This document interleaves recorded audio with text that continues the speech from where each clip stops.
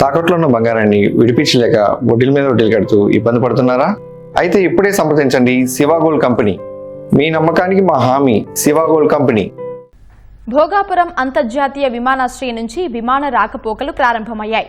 తొలుత హైదరాబాద్ నుంచి IndiGo flight, ఆ తర్వాత బెంగళూరు నుంచి వచ్చిన ఎయిర్ ఇండియా ఎక్స్ప్రెస్ విమానం ల్యాండ్ అయింది. ప్రయాణికులకు అధికారులు ఘనంగా స్వాగతం పలికారు. ఎయిర్పోర్ట్ అద్భుతమని, ఉత్తరాంధ్రకు మణిహారంగా మారుతుందని ప్రయాణికులు విశ్వాసం వ్యక్తం చేశారు. ఉత్తరాంధ్ర వాసుల చిరకాల స్వప్నం సాకారమైంది. భోగాపురంలోని అల్లూరి సీతారామరాజు ఇంటర్నేషనల్ ఎయిర్పోర్ట్ నుంచి అధికారికంగా విమాన రాకపోకలు ప్రారంభమయ్యాయి. ఫస్ట్ ఫ్లైట్గా హైదరాబాద్ నుంచి ఇండిగో విమానం, ఆ తర్వాత బెంగళూరు నుంచి ఎయిర్ ఇండియా ఎక్స్ప్రెస్ విమానం రన్వేపై ల్యాండ్ అయ్యాయి. సముద్రం మీదుగా ల్యాండింగ్ అవుతున్న దృశ్యాలు వావ్ అనేలా ఉన్నాయి. వాటర్ క్యానన్స్తో ఘన స్వాగతం పలికారు. మొదటి విమానంలో వచ్చిన ప్రయాణికులకు విమానయాన శాఖ మంత్రి రామ్మోహన్ నాయుడు స్వయంగా స్వాగతం పలికారు. వారి అనుభవాలను అడిగి తెలుసుకున్నారు.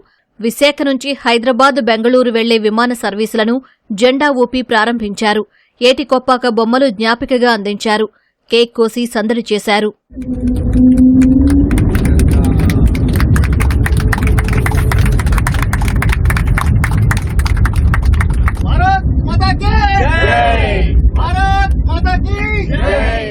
భోగాపురం ఎయిర్పోర్టుకు ప్రయాణం చేయడం చాలా చిరస్మరణీయంగా ఉందని ప్రయాణికులు చెప్పారు. విమానాశ్రయ నిర్వహణ, ఎయిర్పోర్ట్ లుకింగ్, ఆహ్వానం పలికిన తీరు ముగ్ధులమయ్యామని తెలిపారు. ఇక్కడ అడుగు పెట్టంగానే కూటమి ప్రభుత్వం విజయం కనిపిస్తుంది, వాళ్ళ అభివృద్ధి కనిపిస్తుంది. ఎక్కడో ఏదో ఒక అబ్రాడ్ లో ఉన్న ఫీలింగ్ ఇచ్చింది. ఎందుకంటే సముద్రం మీదుగా ప్రయాణిస్తూ భోగాపురం వచ్చింది. జనరల్ గా వైజాగ్ వచ్చినప్పుడు మాకు ఎంతసేపు సముద్రం మీద ప్రయాణించడం నేను ఎప్పుడు చూడలేదు. రన్వే కూడా చాలా బాగుంది, ఎయిర్పోర్ట్ ఇంటీరియర్స్ కూడా చాలా బాగున్నాయి. మన సంస్కృతి ఆటోమేటిక్ ఈ ఫ్లైట్స్ చాలా అండి. ఇంటర్నేషనల్ ఎయిర్పోర్ట్ ఫ్లైట్స్ కూడా రావాలి. ఇక్కడ నుంచి ఇంటర్నేషనల్ ఫ్లైట్స్ ట్రాఫిక్ పెరిగినప్పుడు దీన్ని దిశ మారిపోతుంది. ఎయిర్పోర్టు ఉత్తరాంధ్రకు గేమ్ చేంజర్ గా మారుతుందని విశ్వాసం వ్యక్తం చేసిన ప్రయాణికులు ఇక్కడి నుంచి అంతర్జాతీయ సర్వీసులు మరిన్ని పెంచాలని కోరారు. అప్పుడే విశాఖ గ్లోబల్ డెస్టినేషన్ గా మారుతుందన్నారు. It was all good experience. Rammohan Naidu గారు పర్సనల్ గా వచ్చి పాసెంజర్స్ ని రిసీవ్ చేసుకున్నారు. Definitely Vizag is going to stand as one of the tier 1 cities way forward after the metro cities what we have. ఎప్పుడైతే కనెక్టివిటీ ఉందంటే ఆటోమేటిక్గా గ్లోబల్ ఇన్వెస్ట్మెంట్స్ వస్తాయి. Global investments వస్తే ఆటోమేటిక్గా ఎంప్లాయ్మెంట్ జనరేట్ అవుతుంది. Within a decade will see a wonderful change in the whole scenario. అయితే దీనికి గుర్తింపు ఏంటంటే వైజాగ్ పారిశ్రామికంగా చాలా అభివృద్ధి చెందుతుంది.